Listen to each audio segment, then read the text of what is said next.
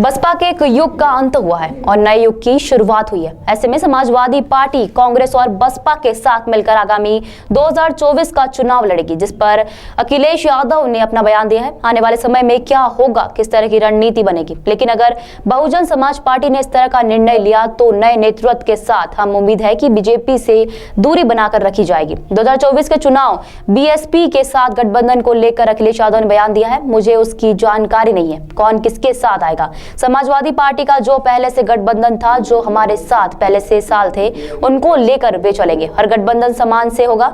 MP में मुख्यमंत्री बनाए जाने पर भी अखिलेश यादव ने अपनी बात रखी है। जब उन्हें बहुमत मिल गया है और जनता ने उन्हें मौका दिया है तो आज भी कल उनका मुख्यमंत्री बन ही जाएगा। बीजेपी पर जमकर अखिलेश यादव ने तंज कसा है। 2024 के लोकसभा चुनाव में सभी सीटें समाजवादी पार्टी जीतने जा रही है। उत्तर प्रदेश में आने वाले समय में जो भी रणनीति बनेगी, गठबंधन बनेगा, वो भारतीय जनता पार्टी का सफाया करेगा।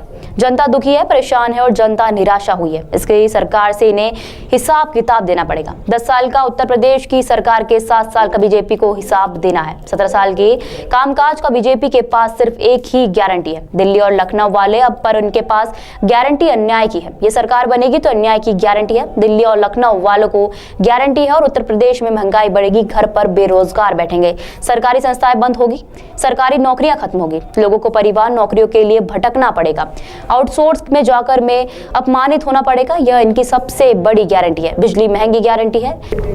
कांग्रेस के राज्यसभा सांसद धीरज साहू के यहां करोड़ों रुपए मिलने पर अखिलेश यादव ने बीजेपी को जिम्मेदार ठहराया है।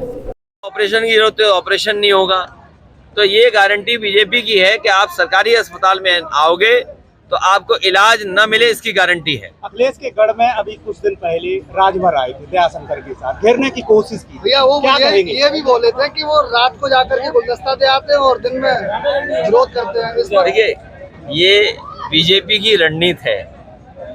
बीजेपी हमेशा खाली स्थान वो रिक्त स्थान भरो, आपने कहा था रिक्त स्थान भरो, फिल इन द ब्लैंक। ये बीजेपी की रणनीति है।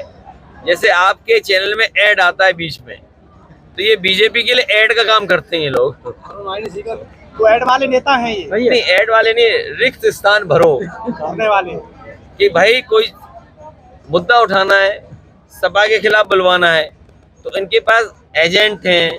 अब और शब्द में इस्तेमाल नहीं करना चाहता कि वो शब्द गलत है, हो सकता है किसी को बुरा लगे, अपमानित महसूस करें, इसलिए फिल इन द ब्लैंक्स है।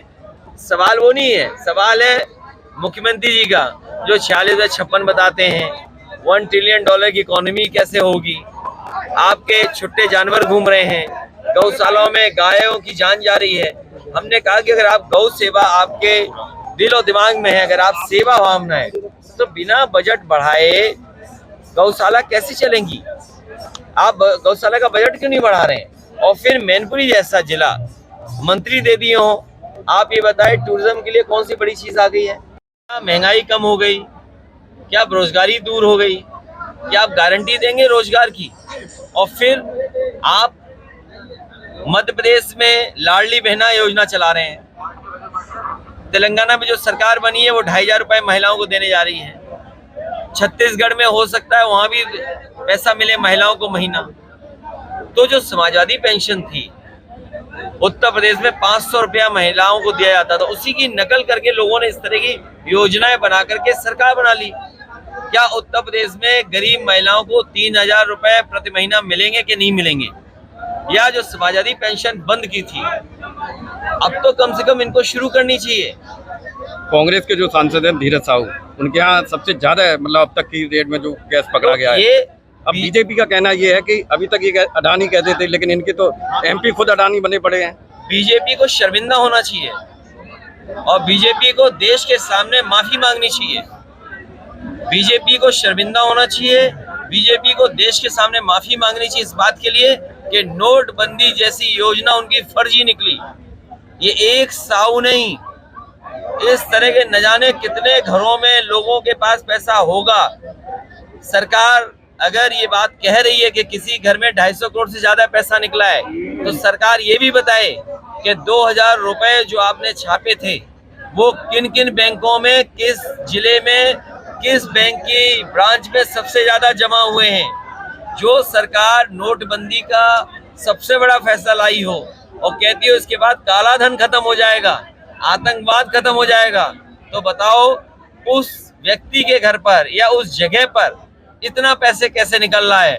और हम तो समाजवादी लोग उन्हें वो दिन याद दिलाना चाहते हैं 2022 का, जिस समय एक इत्र व्यापारी के घर पे भी 200 करोड़ से ज्यादा रुपया निकला था और उस समय बीजेपी के लोगों ने अपने संसाधनों का इस्तेमाल करके ये प्रचार कराया था कि समाजवादियों का पैसा है।